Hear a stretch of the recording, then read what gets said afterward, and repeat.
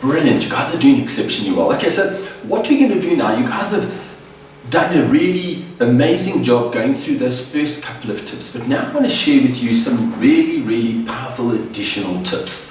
So I'm quickly going to describe what those tips are, and then we'll go through each tip in detail as we come across it, right? So the first one is, you want to prepare to follow up with customers between sales calls. Now think about that. Every single day you go out and about, you go do your stuff. And remember, you always have to be early at a customer. So if you're going to arrive early, what are you going to do? If you're going to arrive at a customer 15 minutes early, what are you going to do for those 15 minutes? So what I do every single night is I invest some time and I prepare. Who am I going to call? What am I going to do? So I prepare stuff that I can follow through with my customers between calls. So I never waste a moment each day. The second tip that I want to share with you is you want to create an agenda for every sales meeting. Now think about that. What's your customer's most valuable possession? Well, their time.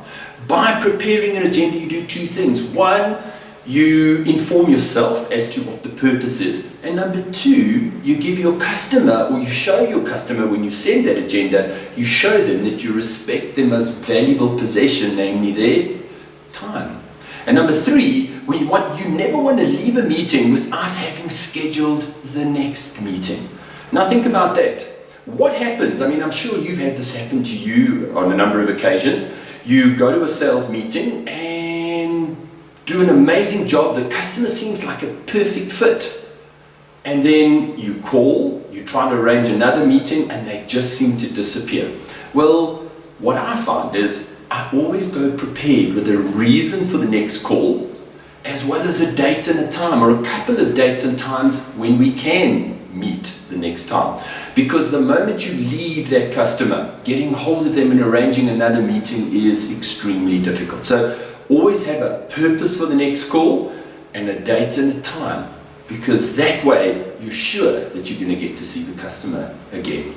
Next, you want to send an SMS to the customer after every meeting. Why do I say SMS? Well, it's older technology. People tend to read SMSs. If you feel WhatsApp would be better for you because it's more used, it's something that your customers are more likely to use rather than an SMS, that's up to you. But the concept is sound. So what you want to do is after every single meeting, as you get to your car, you send an SMS and you say to the customer, thank you for the meeting. This is the outcome of the meeting. These are the next steps, and this is the date of the next meeting. So it's all about staying connected with the customer and consistently making sure that at every point you're adding value. Next, you want to always tell people when you'll call back. Now think about it, right? So let's say you've arranged a meeting, and you know what that Pareto principle is: 80% of the people will still hold the meeting, but 20% of the people are going to cancel the meeting even though you made the meeting before you left the previous meeting. Well, those 20% of people, when you're phoning and you're trying to make an appointment with them, be sure that you are very specific about when you're going to call back. Because think about it, what do most people think? If I ignore a salesperson long enough, they'll go away. Well, you won't, right? You say to the person, I will call you back on Wednesday at 1 p.m. At Wednesday at 1 p.m. you call them back and you say, hi, it's Wednesday at 1 p.m. You're not available. I'll be calling you back on Thursday at 2 p.m. Amazing things happen because you are so specific, and you show them that when you say you're going to call back, you call back, i.e. you demonstrating trust. Your customers, by the third, or I find fourth, or the latest, by the fifth call, something amazing happens. They actually take your call.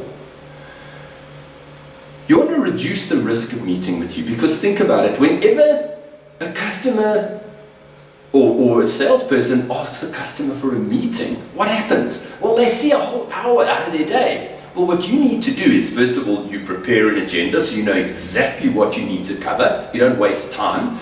Secondly, you ask for a 10 or 15 minute slot, because somebody can always find 10 minutes or 15 minutes, but it's very difficult to find an hour. So prepare an agenda with a few bullet points that you can manage to deal with in a very, very short space of time. Ask for a lower risk, and your customers, it's amazing. People who were so difficult to get hold of, all of a sudden become available. And then finally, you want to schedule time daily to carry out all your crucial sales-specific activities. Now, isn't it amazing? One of the crucial things that we as salespeople need to do is add value to our customers. But isn't it amazing?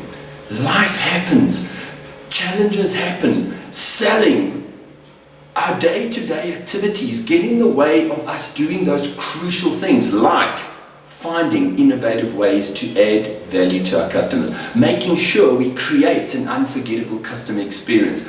So be sure that you schedule time to add value. You schedule time to connect with your customers. You schedule time to make sure that you do all of those sales-specific, crucial sales activities every single week.